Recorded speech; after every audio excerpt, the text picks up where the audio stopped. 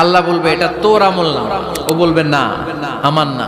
আল্লাহ বলবে আমি যদি প্রমাণ করিয়ে দিতে পারি এটা তোরই আমল নামা, কি হবে?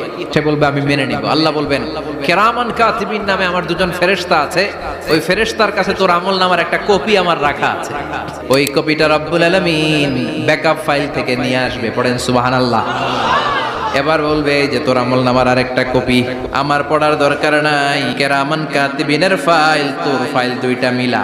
আল্লাহ ছাড় দেয় কিন্তু ছেড়ে দেয় না। ফেরাউন রে কি দিছিল? ছেড়ে দিছে।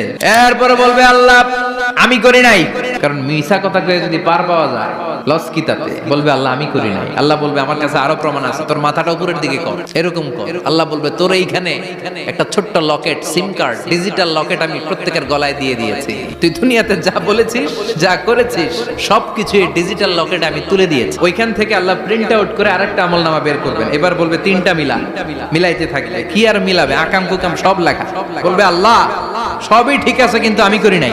আল্লাহ বলবে এবার তোর মুখকে আমি আটকে দিলাম। এবার ওর ঠোঁট বন্ধ হয়ে যাবে, মুখ দিয়ে আওয়াজ নাই। ওর হাত বলবে আল্লাহ এই হাত দিয়ে অন্ধকার রাতে আমি একজনকে মেরেছি। এই পা বলবে এই পা দিয়ে আমি ওই জায়গায় অন্যায় কাজ করার জন্য গিয়েছি। সাক্ষী আছে না নাই? কথা বলেন। সেদিন বাঁচার কোনো উপায় আছে?